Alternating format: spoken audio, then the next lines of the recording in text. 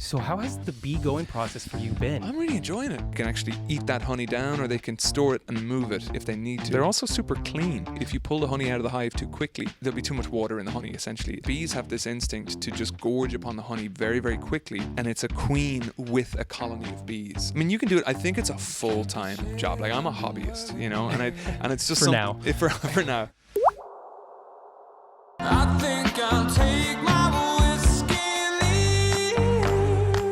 My coffee black and my bed at 3. You're too sweet for me. You're too sweet for me. So most people, they advise friends and family against getting dogs and stuff for you for holidays.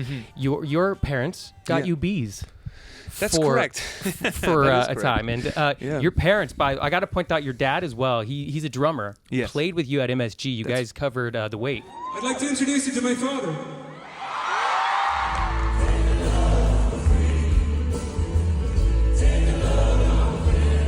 That's correct. And that was so sick. I know he grew up in the band Free Booze. That's correct. Was the band he played in. That's correct. Best name ever. It's coolness for a band. Yeah. But yeah. they got you some bees. I love National Geographic stuff. I love wild animals. Bees are so fascinating because it's like one living organism that has this microsystem that we rely on to create a product we can't make ourselves. Yeah, 100%. Yeah, totally. So how has the bee going process for you been? I'm really enjoying it. And at first, I didn't know what to make of it. It was a gift that it wasn't like I had shown any interest necessarily in beekeeping. So it or came from anything. nowhere. Came out of nowhere. I was given this beautiful cedar hive. Like look, like it is I was given this nice, like this beautiful hive. And then my neighbor gave me a suit and he was like, look, I'm going to show you how to do this. And he had organized what's known, but certainly where I'm come from, I don't know about American beekeepers, it's sometimes called a nuke, and it's a queen with a colony of bees, and you put that into a hive and then hope that it sticks, and then I just watched himself and some local beekeepers do their thing and like learned from there, and I've taken to it. I really enjoyed it, and then it's just grown. I have a couple of hives now. 3 or 4. So that fog stuff that you spray to make the bees dissipate, what is that? That's actually smoke. So it's like in a little burner tin. You might put some embers. And it's actively burning. It's actively burning in there, and it is actual smoke. And certainly we use actual smoke. Maybe anything, like little bits of wood chips. Sometimes tobacco rinds can smell really nice. But for the bees, what it does is it gives them an extra thing to worry about. So if they're getting annoyed at you for obviously invading their hive, if they smell smoke, their instinct is, because if there's a fire, sugar burns incredibly fast. And so bees have this instinct to just gorge upon the honey very, very quickly because they can store it. They can actually eat that honey down, or they can store it and move it if they need to. But if that hive goes up in flames, everything's lost. Yeah. So their instinct is, when they smell that smoke, to start eating honey and to worry less about what you're doing and to eat that honey. So it overrides their threat response and it sends them to eat the honey quickly. So that's kind of what the smoke does. How do you keep them alive during the different seasons of the year? So in winter, they kind of look after themselves. You can insulate a hive if it's a particularly wet or cold winter, but queens tend to lay eggs towards the end of summer.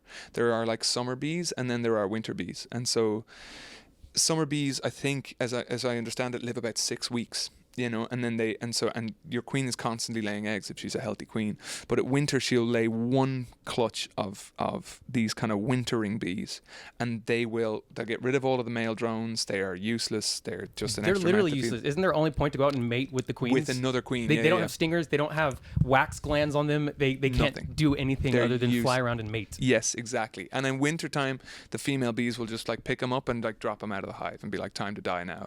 Like you're a sperm donor for somebody else's, hive, off you go. Oh, best of luck. And then these wintering bees can last slightly longer than 6 weeks, and they curl up in a ball. I think they will kind of vibrate to kind of keep warmth. But around that time, you can feed them.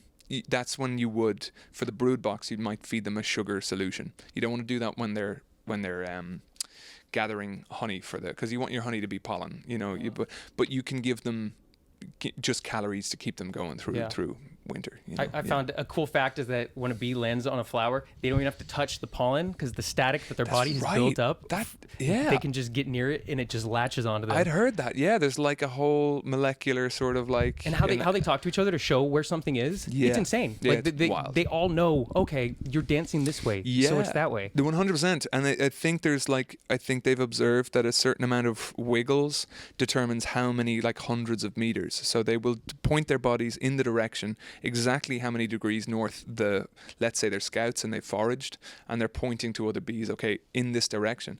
I think they've observed even by direction, so it's how many hundreds of meters in this direction, and they can translate that into how many movements this bees, what movements the bees make. Because like for ants, I get it because they can leave like a pheromone on the ground or something, but with them when they fly, I'm like, oh my gosh. Yeah. So when it comes to making honey, how do you do that, and how do you tell if it's a good honey?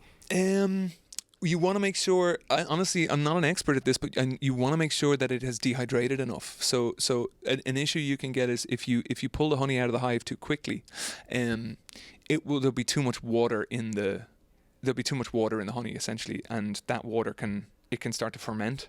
You can end up with bubbles on top of your jar of honey at the end of it. So I think a big part of it is you want to make sure that the honey is capped, and when it's capped essentially is the bees have an instinct. They know exactly when it's at the right level for the honey to be done.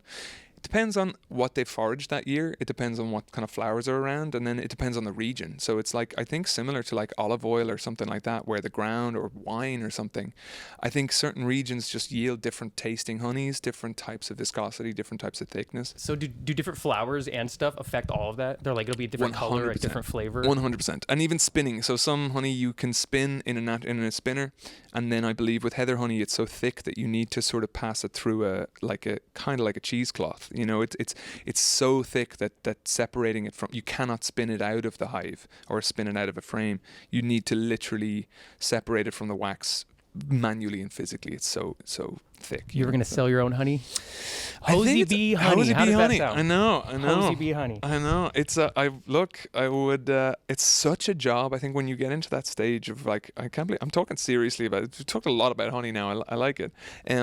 But those dudes who like have hundreds of hives, like, I see people do like wine, almost like there's wine connoisseurs, there's honey connoisseurs, and they do the same stuff. There is, yeah. I mean, you can do it. I think it's a full-time job. Like, I'm a hobbyist, you know, and it's just for now, and it's just something that fans have really taken to and really find interesting and fascinating, and it's a fun thing to share. You know, it's awesome to at the end of a year to have all of these like jars of honey you can give as gifts and stuff like that. And they never go bad. It never expires. That's true. Yeah, that's true. Honey is honey. Yeah, they found it in ancient Egypt, unspoiled, which is fascinating. It's wild. Yeah. So I wish you success in all the future honey stuff, and hopefully maybe we can test some of your honey out sometime. I've never eaten a honeycomb. I want to eat one to see what it's like. Are they good? It's good.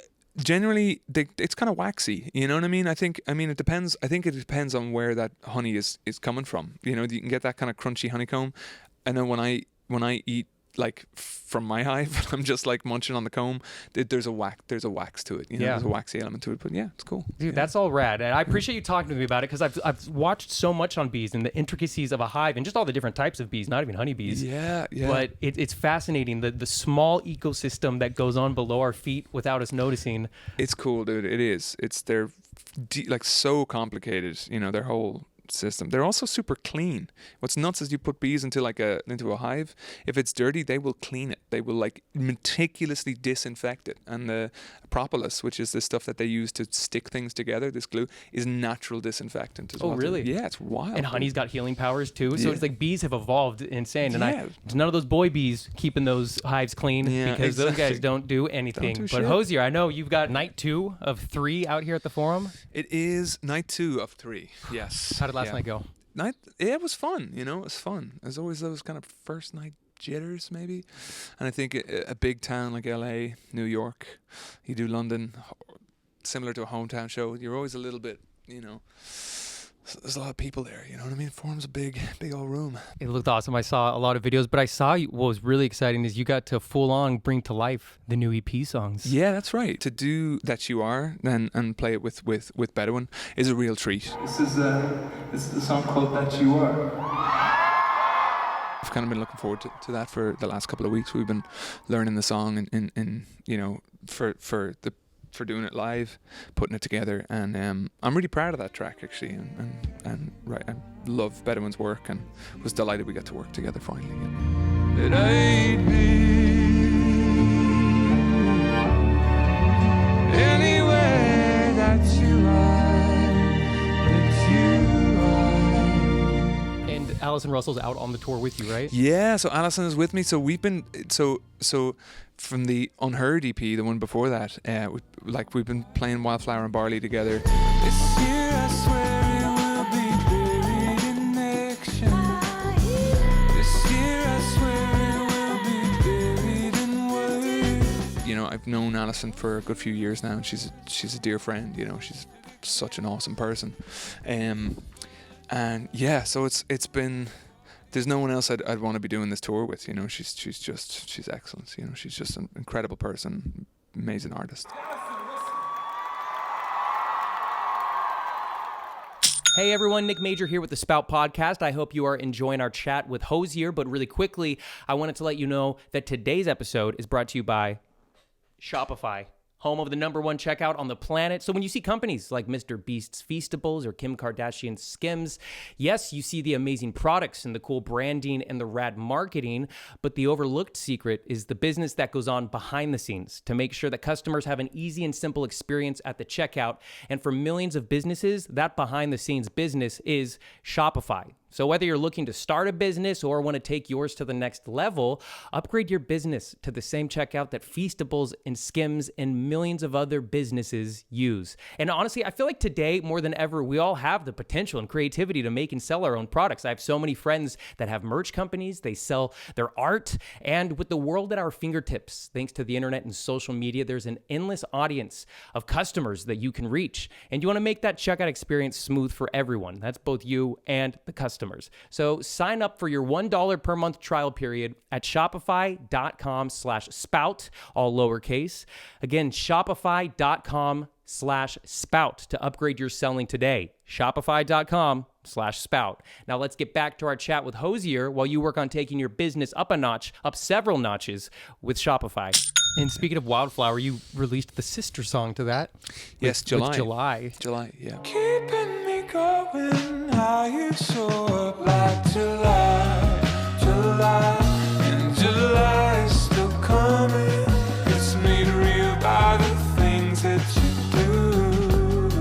I love that song, and maybe it's because my birthday's in July, but I found it to be such a personal song that spoke to me. What's the line? It's like, you can keep your dreams in your mind only to find that... It's the hope that was killing you. I love that line. Oh, cool. So much. Thank you for that, and the song is resonating me with so much, but how did a sister track for this come to be, and did you write it that way from the beginning?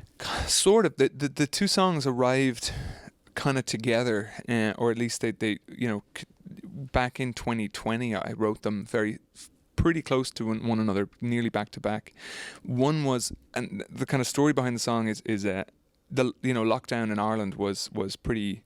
I mean, it was similar to Canada. If there's anybody there, it was like they were pretty stringent. You know what I mean? And there was just that period of like, you know, that kind of uncomfortable. First of all, it was like kind of a scary time at first, but July was always this date given for when the lockdown would end and people could kind of see each other and be together again. So July was always this issued as this time in which you know, things will open up. We're going to be past all of this, which of course wasn't the case. You know, it was never going to be the case. This was something that's a much longer thing. And so there's this like idealizing July as this thing of like, this is still coming, it's going to happen. And then I think Wildflower and Barley is this kind of response to that song, or response to that thought, and that the end line kind of just sums it up of like, the sun hesitates more with each evening's darkening, of just like, another month has not much longer now. The sun hesitates more with each evening's darkening. The summer is coming, and it's... nothing has changed, you know, with all things God allows remain above ground. So this like, here we are still, nothing has changed, and the streets are still empty and stuff like that. So just lamenting and just crediting that, at least that experience of like, it seemed like a significant enough time, and I just wanted to put that into a song in some way, shape or form, you know. So those two songs just kind of speak to each other of like looking forward to something and then being disappointed. You can keep dreaming.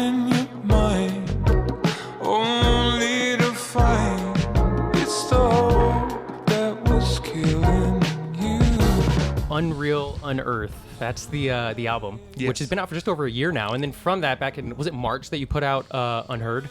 Yes, Unheard was March. Was that March? Yeah, it's that long ago. Yeah, And yeah. it's crazy, but it seems like the album, The Gift That Keeps On Giving, because I am so happy for you for what happened with Too Sweet. Like, I think that song is amazing. And to hear the success that it had going to #1, I mean, that's got to feel so wild. I'd rather take my whiskey leave my coffee black in my bed at 3. You're too sweet for me. You're too sweet for me. Yeah, it was a surprise, you know, and it's a song that very nearly never saw the light of day. You know, there is a world not too far from this world in which I got to the end of the album and was like, you know what, there is this other music, but no one needs to hear it, you know, yeah. So I'm very glad that now the plan was hopefully we would release it, but yeah, I'm delighted. It was a really good feeling. So that made me think, of course, I was like, this is like a B-side track almost, or an extended release for it. Do you have other songs now in your catalog that you're going to go back and hopefully get out? You know, that's always the hard call of there's always songs that could have been released that don't get released. Yeah. And for the Unreal Unearth, I think nearly everything that I would have released has seen the light of day. Cool. With the exception of maybe 1 or 2, but that's just part of making music. Third EP. Yeah. You never know. No, but it sounds like you had such a good creative time with that album. As for the artwork, so your mom did the artwork for Hozier, and your mom did the artwork as well. Wasteland Baby. Yeah. Yeah, So, second record. but she didn't do the artwork for this album, no? Not for Unreal Unearth, no. Again, it's sort of time was against us, and so when, again, not to bring up COVID again, it's hard of talking about it, but once the borders opened, then I could actually put feet in the States. You know, there was all these sort of travel restrictions. So, but then I had a sort of a time limit to meet a pressing deadline for that record. So it wasn't going to work out to do a kind of a painting that time around, but the artwork was done by a fantastic photographer called Julia Johnson, who's based here in LA, or certainly the shoot was here in LA. And I sent her a few sketches, and she created this sort of apparatus in which I could be buried and stuff like that. You know? Which is great, and the 2 releases since then are just different variations of you kind of unearthing yourself, I suppose. In that same shoot, yeah, exactly. It's in that same sort of set piece that she built. Yeah. So what's the significance between all the uns and everything? I know that the album's concept was inspired by Dante's 9 Circles of Hell. Yeah. But where does the adding that to all the words come from? So I suppose playing with like you could play with the kind of this not to be so on the nose of like undead or unliving, but a world unmade, I suppose. So it felt like when I was writing a lot of the early work, it was like a world that was an unworld or something that was unreal. So like there was a surreal time in the beginning of making that record where you were I was sitting at home just looking at reports of death tolls from Italy coming in and other places like that as this kind of thing was mounting, and trying to make sense of this world's kind of people's lives were unraveling, you know. The context in which we lived our lives changed, the way we socialized changed, the way relationships changed, people's job situations changed drastically. And there's this line in Dante's Inferno which says, through me, basically that whole thing of like, abandon all hope ye who enter here. That's above the doorway of hell, famously. Another part of that passage is you know, through me you enter into the population of loss. And that resonated with me at the time. I was just reading that poem, and it just felt like all of us were sort of on the precipice of entering into, in some context, the population of loss. And so this sense of the non or the undoing of the way we understood our lives. And so it felt like a surreal time, felt like an unreal time. And then unearth, to play with unearth as in to dig, to uncover, to explore. But then this idea that we're on a world or in the earth that felt like not itself, an unearth, an earth that was not itself. So that's just what I was playing with Unreal Unearth, and then it just continued on from there, from Unheard and and Unaired. They are all out now. Yes. And keep having a great time on this tour. And thanks so much for chatting about honey. Thank you very much. I enjoyed it. Thank you, Nick. Yeah, Thanks, appreciate it, man. Hello. Yes, it is I again, Nick Major with the Spout podcast. And I know we have got a lot of sports lovers here, and football season is back. So let's talk about PrizePicks, America's #1 daily fantasy sports app with over 5 million active members. It is the easiest and most exciting way to play daily fantasy sports. And unlike other apps, PrizePicks is just you against the numbers. And I love how easy the PrizePicks app is to use because I'm pretty new into the fantasy sports world. All that you need to do is literally select more or less on 2 to 6 player stat projections and watch the winnings roll on in. You can now 100 times your money in as little as 4 correct picks, and PrizePicks puts all their members first,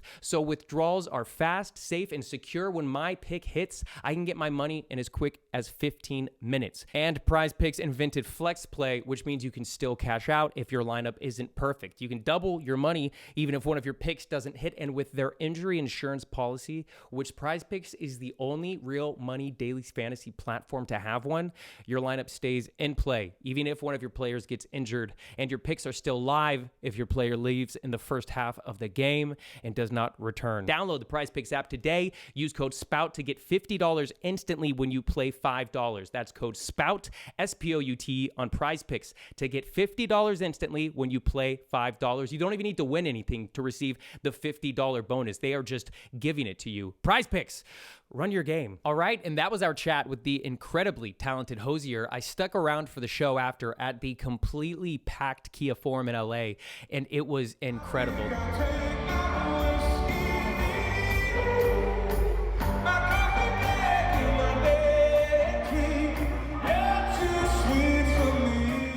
Vibes from not only the performance but also the audience. It proves just how big of a reach his music has, and it is awesome. And as we said, that was only one night out of 3 nights. So Hozier, thank you so much for taking the time to talk with us. In case you have missed any recent episodes of the Spout podcast, we've had some really awesome chats lately. So you got to follow us wherever you're tuned in now. Hit that subscribe button on this on the YouTube channel. Leave a comment below, like the video. You know, I would appreciate that so much. And then you can be up to date whenever there's new episodes coming. You'll never miss one. We have new ones every single week. Last week, I chatted with musician, actress, influencer, entrepreneur Addison Rae. Obviously, the most important topic that we covered is the fact that I'm going to Disney World for my first time, and Addison is a huge Disney fan, so I had to find out what I needed to check out when I go to Disney World next year. You're a big Disney person, right? I love Disney. I'm going to Disney World for my first time, and then we're going on a Disney cruise. Wait, that's amazing. This is an unpopular opinion, and I don't know, people feel types of ways about it, but the first Disney I ever went to was Disney World in Florida, and so I kind of have a bias, and I think it's the best, and it's like massive, and they have Animal Kingdom, so Disney World is amazing. You're gonna love it. So I've never been there before. What do I need to check out at Disney World? I'm going for 2 days. I think definitely Animal Kingdom is really nice. I feel like if you can try to go everywhere and just bring lots of water and comfortable shoes, you can probably make it work, but it'll be really fun regardless, because I think 2 days is actually a good amount of time. I've been to Disneyland so many times. What's your go-to food at Disneyland? I like the pickles in the bags. Dude, I get those every time I go there. There's one right in California Adventure, this little shop. I always go there and get the pickle. Oh, good. The pickles are... Oh, yeah, I know exactly what you're talking about, right when you walk in. Yes. Yep. We've probably gotten pickles from the same damn place. I love it. And if you have not tried yourself a bagged pickle from Disneyland, now is your time. You will not regret it. It is Addison Rae approved, and it is Disney approved. So go get yourself a Disneyland bagged pickle. Before we spoke with Addison, we chatted with Halsey, who were both out at the VMAs, by the way. They both looked absolutely incredible. Halsey performed her new song, Ego, which is from her upcoming album, The Great Impersonator. They did it on the coolest set, built this house like a garage show. Like you were in a neighborhood. She was in the garage performing for everybody, and it was so sick. It's from her upcoming 5th studio album, The Great Impersonator, drops in October, and the concept of it's really cool because the songs are all inspired by different decades of music. So we chatted about just that. How did this concept come to be, and did it come while you were already making new music, or did you go in knowing, hey, I want to do a decades inspired album? I didn't know right away. I started writing songs, and then, I kind of started attributing them to different like musical influences, where I was like, wouldn't it be cool if this one sounded like REM, or like, wouldn't it be cool if this sounded like Fleetwood Mac, or like, and then they kind of all started falling into different decades of artists and, you know, groups that had inspired me to become a musician, like a lot of my musical discovery. I was thinking a lot about fate.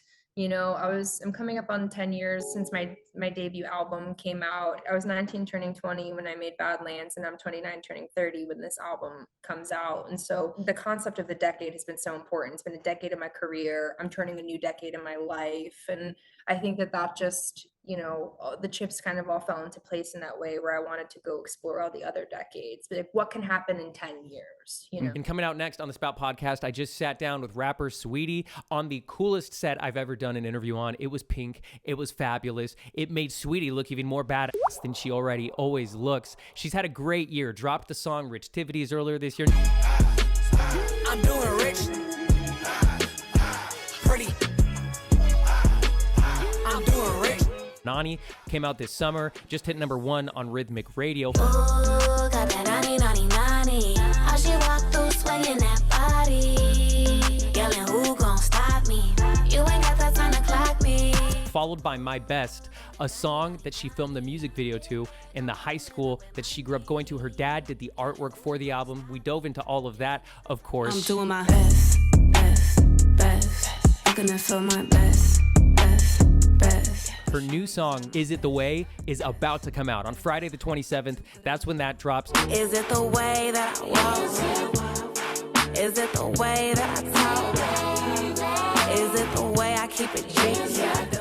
So that's why you got to hit the subscribe button on here so you know when that episode drops, you can tune in and check it out. I'm Nick Major with the Spout Podcast. Thank you so much for checking out this video. I really do hope that you enjoyed it, and we'll see you next time.